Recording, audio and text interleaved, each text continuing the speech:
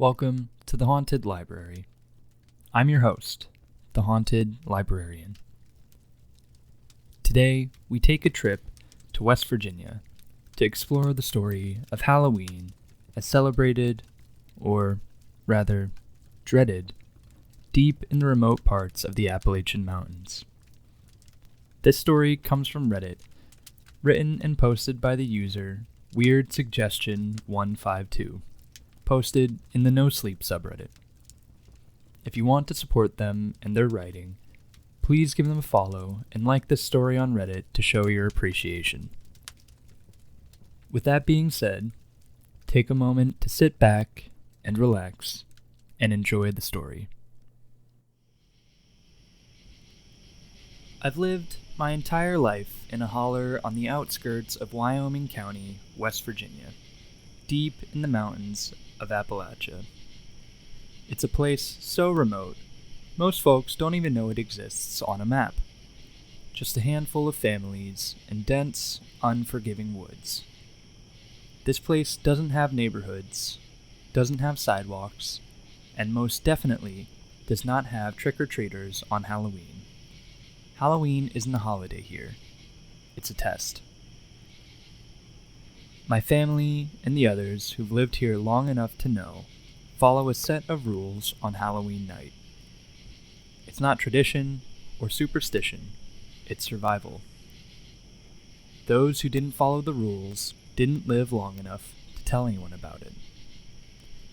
Our rules aren't just about keeping doors locked or avoiding dark places. They're specific, with reasons rooted in events we don't talk about. My dad always said they came from my great-grandmother's time, when people came to these mountains from Scotland and still believed in the old ways. Whether it's spirits or something else that's out there, or things just too old to name, Halloween night here has always been a game of life and death, and each rule existed to give you just enough of an edge to make it through till morning. The first time I broke a rule, I learned why they exist, and I'll never forget it. Every October, around the second week, the rules went up on the fridge. We lived by them. My family took them seriously, and not just in a keep the kids safe kind of way. No, these rules were for everyone. Break one, and you'd put us all in danger. Here's how they go. 1. If you hear 3 knocks at the door after sunset, do not answer. 2. If you hear a single, hard knock, open the door, but do not look at who stands there. Hold out a basket of freshly baked bread, and wait until you hear the footsteps leaving to shut the door. 3. If you hear someone call your name from the woods, do not answer. 4. If you see a figure at the tree line wearing a wide-brimmed hat, do not look at him for longer than 1 second. 5. If you hear chains dragging on the ground, sprinkle salt on all windowsills and door thresholds within 1 minute. 6. If a candle is burning in the window of the old, abandoned Anderson cabin up the hill, stay indoors, no matter what. These rules didn't exist for no reason. They were handed down because bad things happened. People vanished, people died, and strange things occurred. That's just how it was. I remember one specific year, years back, when Halloween night fell on a full moon. The air felt different, charged. My dad had a sense for when things were going to be bad. You could just feel it in the holler, thick in the air, like something breathing down your neck. Dad told us to get all the preparations done early. Salt the windows now, he instructed, standing by the door, his face tight with worry. We're not waiting for the chains. I followed his orders without question, pouring salt along each windowsill and at the front and back door thresholds. my brother was baking bread, already anticipating Rule 2, the one we hated the most. It was the one that forced us to interact with whatever knocked, whatever stood on the other side of that door.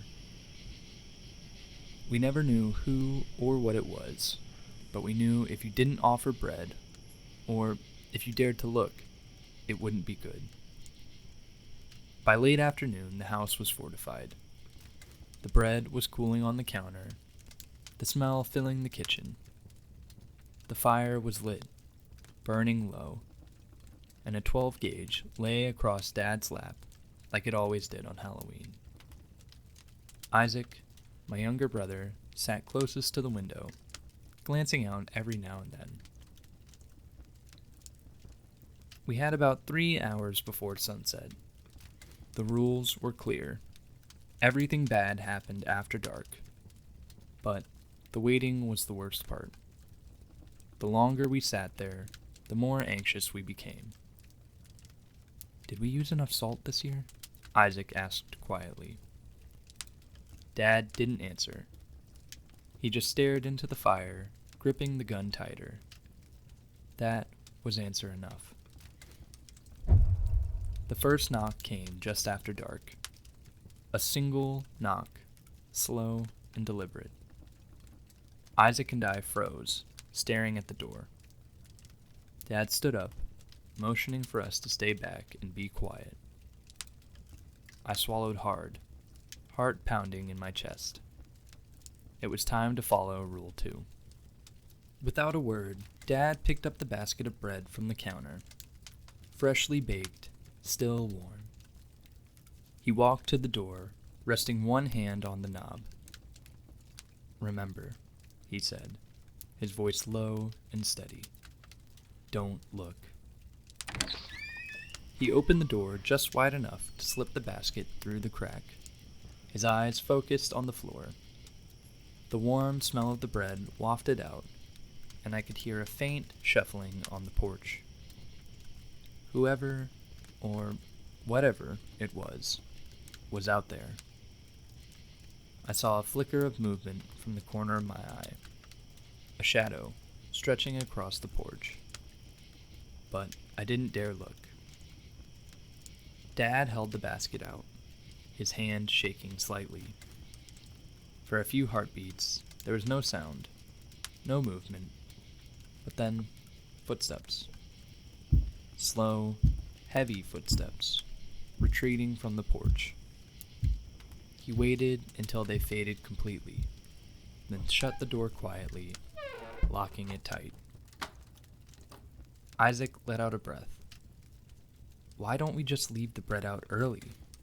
Why do we have to wait for the knock? Dad's face was pale, and his eyes were hard. We have to wait for the knock. And if we don't answer the knock, it'll come in. We thought it was over. We had followed Rule 2 to the letter. And for a moment, it seemed like things were quiet. But here, nothing stays quiet for long on Halloween. Isaac was the first to notice him. He was standing at the edge of the woods, just where the trees met the clearing. He was tall and thin, a wide-brimmed hat casting his face in shadow. He didn't move, and didn't make a sound, but he was there, watching. Isaac gasped, pointing. "It's him," he whispered, voice trembling. Dad didn't need to ask who. He knew. We all did. The man in the hat. "Don't look at him," Dad snapped. "Not for more than a second." I glanced, just enough to confirm he was there. A tall, dark figure, almost blending into the shadows of the trees, but distinct enough to make my blood run cold. I looked away quickly, heart hammering in my chest. We got away from the doors and windows of the house and sat huddled in the living room, the fire our only light. Outside, the man in the hat stood at the tree line, unmoving as the night crept on. It wasn't until after midnight that we heard the chains. At first, it was faint, a metallic clinking that seemed distant, almost like it could have been the wind. But it grew louder, closer, until it was unmistakable, the sound of chains being dragged across the rocky ground outside. Isaac's face turned pale. He shot me a look, wide-eyed and terrified. "The salt," he whispered. Dad nodded grimly. "Go check." I got up slowly, trying to control the tremor in my legs. I circled the house, inspecting every window and door frame. The salt lines were intact. Nothing had disturbed them. The chains continued to scrape outside, dragging closer and closer. But we didn't dare open the door. We didn't dare look. We stayed inside, sitting together in the flickering light of the fire, listening to the sound of the chains until the first light of dawn broke through the windows. We had made it through the night. The man in the hat was gone. The chains had stopped. But as the morning light seeped through the shutters, I glanced toward the old Anderson cabin up the hill, and there it was, a single candle still burning in the window. The rules are clear. When the candle burns in the Anderson cabin, you stay inside. No exceptions, no excuses. Even with the sun beginning to shine and the birds beginning to chirp, the sight of that candle filled me with a primal fear. We have to wait until the candle goes out before we can go outside, before the night is truly over. And that's how it goes here. The rules aren't just there to be followed, they're there to keep you alive. And if you're smart, you don't ask questions. Sometimes it's better not to know. Halloween had always been terrifying. But last year was different. It wasn't just the usual unease or the normal anxiety that came with the setting sun. It almost felt like the rules weren't enough anymore. My dad was getting older, his movements slower, his hands a little less steady. We all knew it, but no one said anything. We just followed the rules like always, hoping it would be enough. We spent the day in preparation, salting the windows, baking the bread, the usual. Isaac and I were jittery, pacing, double-checking everything. With my dad getting older, we felt a greater pressure to take it upon ourselves to prepare. The sky darkened faster than usual, clouds rolling in from the west, blotting out the last rays of the sun. By the time dusk fell, the fire was burning low, and the house sat in darkness. Dad sat in his usual spot by the door, the shotgun across his lap. The basket of bread, fresh out of the oven, sat next to him. We all waited, our hearts pounding in the silence. I kept glancing at the windows, expecting to see the figure in the hat or hear the drag of chains. And then it came. A single knock, loud and deliberate. Dad stood up, just like every other year. "Stay put," he muttered, picking up the basket with his trembling hands. His face was pale, but his voice was steady. Isaac and I exchanged a nervous glance as Dad approached the door. As always, I stared at the floor, focusing on the sound of the crackling fire, trying to block out the sense of dread that had settled in my gut. He opened the door a crack, just enough to push the basket through without seeing whatever waited on the other side. But this time, something went wrong. As Dad leaned forward, he knocked the basket against the door frame and lost his grip. The bread tumbled out, scattering across the porch. The sudden movement, the noise. Without thinking, I looked up. I looked at it, and I saw. It wasn't a man. It wasn't anything I could name.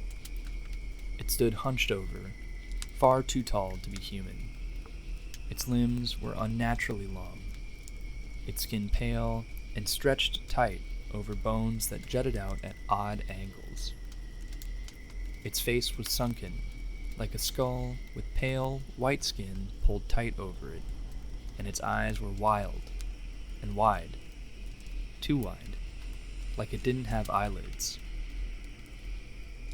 Its mouth opened unnaturally wide, a black, gaping hole that emitted a horrible, deafening wail. It was a sound I had never heard before, like metal scraping against stone, but worse. It drilled into my skull, making my ears ring and my vision blur. Before I could react, before I could even scream, the thing lunged. Its bony hand shot out, grabbing my dad by the collar. In one terrifyingly quick motion, it yanked him off the porch, dragging him toward the woods. The sound of his body scraping against the ground, his muffled cries, and the creature's horrible wail all blurred together into a scene of pure terror. Isaac screamed first. I was frozen, my mind unable to comprehend what had just happened. But Isaac's scream jolted me back to reality. "Dad!" Isaac yelled, bolting for the door. I followed, my legs shaking and my heart pounding so hard it felt like it would burst out of my chest. We ran out into the cold night air, toward the edge of the woods where we could still hear Dad's faint cries. But before we could take more than a few steps, I saw it. The candle. A single, flickering light in the window of the old Anderson cabin. My blood ran cold. We had come outside when the candle was burning. I grabbed Isaac's arm and pulled him to a stop. "Wait," I whispered, voice shaking. "The cabin." As if on cue, the door of the cabin suddenly flew open with a loud crash, as if something unseen was about to come storming out. Something angry. Something that should not have been awakened. "We have to go," I shouted, dragging Isaac back towards the house. We scrambled inside, slamming the door shut behind us. I locked it, my hands trembling so badly I could barely turn the key. The shotgun was still on the floor by Dad's chair, but it felt useless. What good would it do against something like that? But the night was far from over. We huddled in the living room, terrified, waiting for the next rule to break. Isaac was crying, his hands shaking as he tried to steady his breathing. I stared at the door, half expecting something to come crashing through at any moment. The chains came next. We heard them clattering on the ground, dragging closer and closer. I grabbed the bag of salt, getting ready to double-check the lines of salt we had placed down earlier.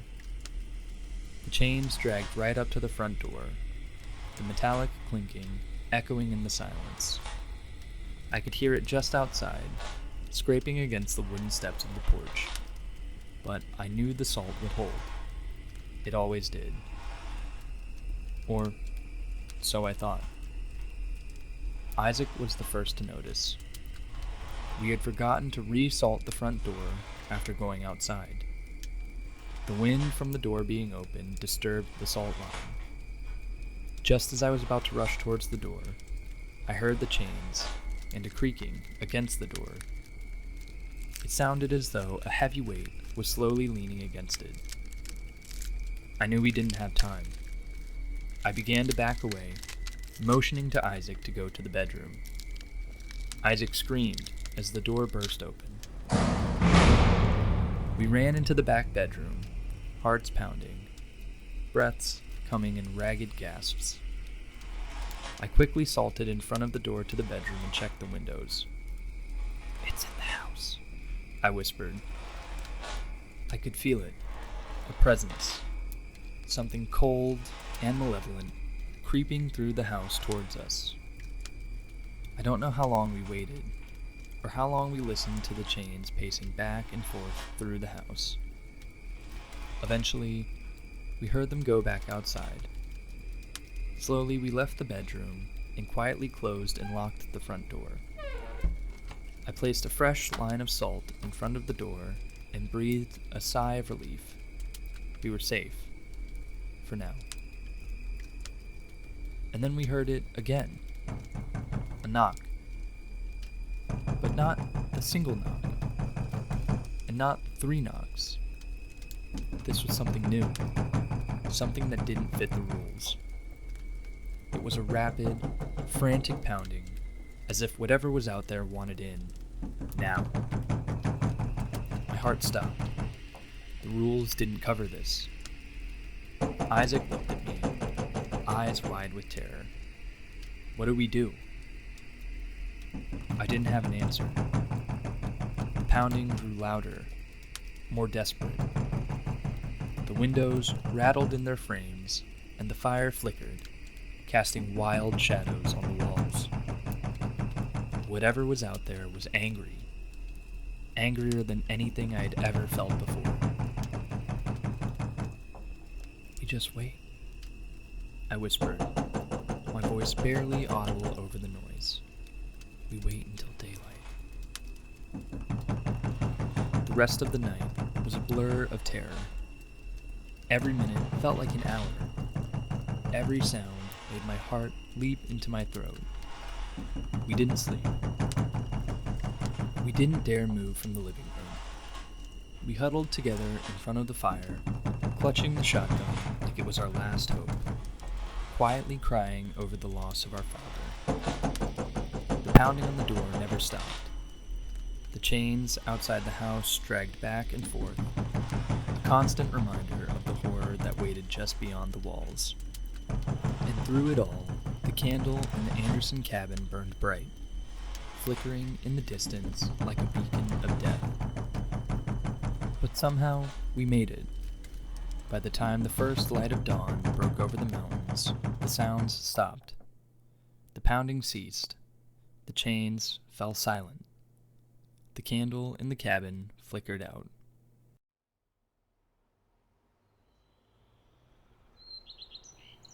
We had survived another year. Barely. But Dad never came back. Halloween in our holler had always been a test, but last year it wasn't enough.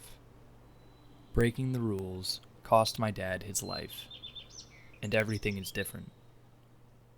And I can't shake the feeling that this Halloween will be worse.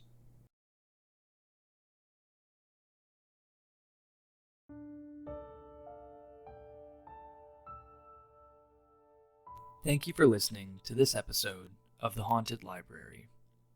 If you enjoyed the reading, please consider giving this video a like and subscribing to the channel for more stories. If you or someone you know would like a story read on the channel, please do not hesitate to send it in. I was your host, The Haunted Librarian. And as always, thank you and good night.